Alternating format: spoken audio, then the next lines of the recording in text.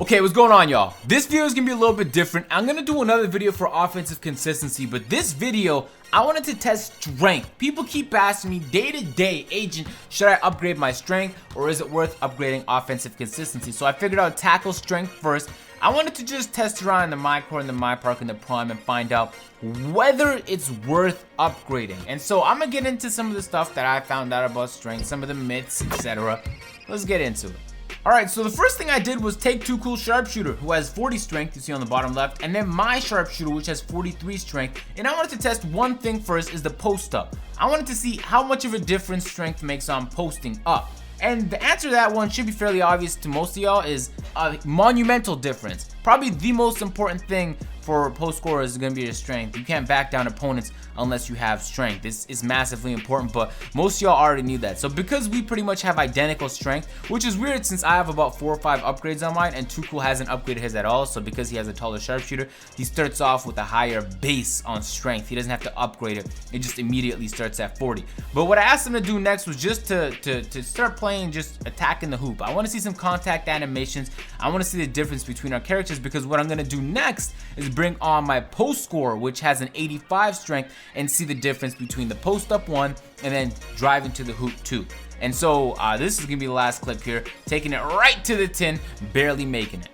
Alright, so then we brought out the post scorer. Post scorer has 85 strength up against 2Cool's 40 strength. And so we're gonna start off again with the post scorer, seeing if it makes a difference. And again, it does. Look how much easier it is for me to back him down relative to the previous clip where I had a 43 strength. Is monumentally important. So the objective wasn't really to score, it was just to see how far we can get and how, let's see how good the positioning we could get just simply based on our strength alone. And so of course, post scoring, huge difference. But maybe the part that was surprising to me was I found that through all the fucking attempts and all the trials, I found that strength makes a pretty big fucking difference when you're trying to stay in front of a defender. It doesn't make nearly as much of a difference on offense when you're trying to blow by somebody, but on the defensive end, having a much higher strength than your opponent allows you to actually shove them in really what should be called a blocking foul, but it's not ever called. And so it's easier, much easier to stay in front of them. But the unfortunate part is that usually when you have high strength, you also have low speed and low lateral quickness. So if you can find a combination and you're really looking for the most elite fucking defender, if you can combine both strength and lateral quickness, if you can laterally stay in front of playmakers and then shove them back every time you get a little bit of contact, it's a wrap. Now, I did the same thing with Mind Frame, but this time I asked him to bring his post scorer. So we have identical strength. I have an 85 and he has an 89.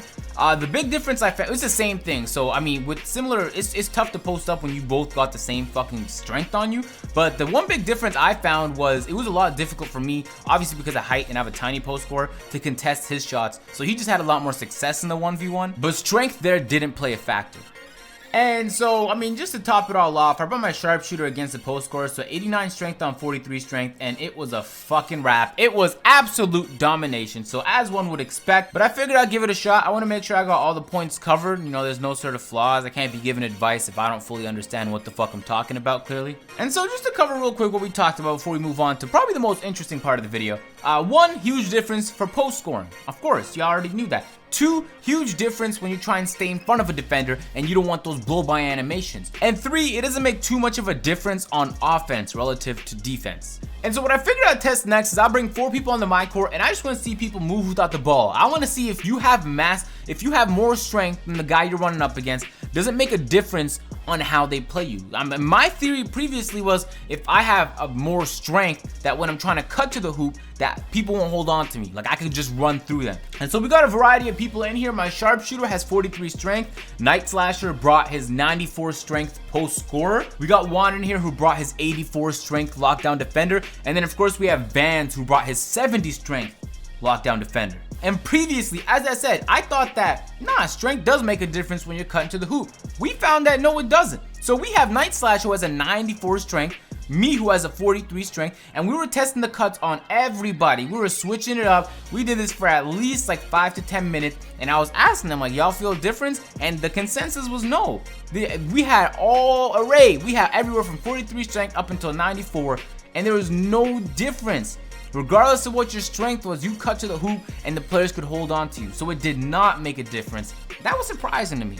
Here's the interesting part, because I play with 2Cool. 2Cool, you know, as I said, he has a 40 strength sharpshooter, and he cuts to the hoop with his 6'9 sharpshooter with incredible effectiveness. He muscles people out the way often, and it's a consistent thing. His slasher, his build is phenomenal for sharpshooters who like to attack the hoop. And he only has a 40 strength, but he's still pushing people out the way to make those layups. Now, he's not hitting it with slasher intensity, of course not, but he's doing a phenomenal job of it. And so I already knew, based on, I've been playing with him for so fucking long now, I knew that strength doesn't really make a difference when you're attacking the hoop. Now, I play with two players generally. Now I play with an 85 strength post scorer, right? But I also play with my 43 strength sharpshooter. And I noticed a massive fucking difference when it comes to boxing people out. Boxing people out is probably one of the best benefits to having strength. I'm with my post scorer, same height as my sharpshooter, right?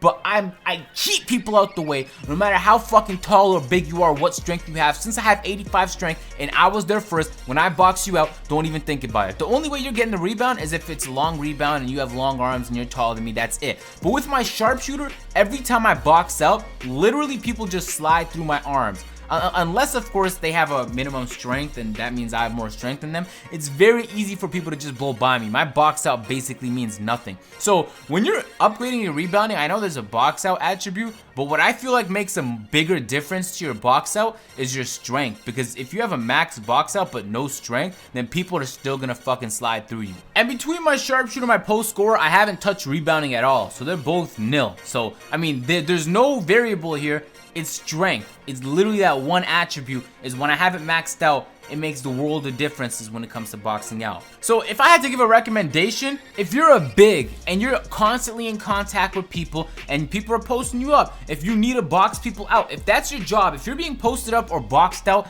it's almost a necessity to have strength. If not, you're literally letting your team down. Because I play against some glass cleaners with my post scorer, and yeah, I'm telling you, when I find out they don't have strength, I'm going to town. Because they can't keep up with me, I'm faster than them, and now I'm stronger than them too? Now it's a wrap. I'm gonna post you up all day. I'm gonna bring you out to the 3-point line, cook you, and that strength is gonna kill you.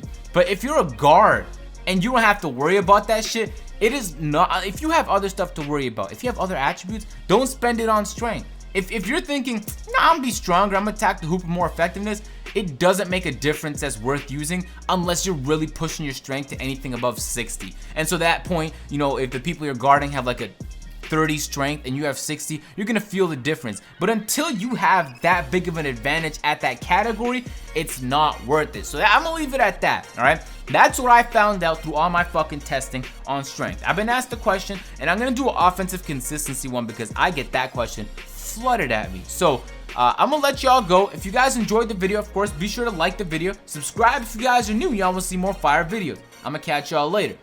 Peace.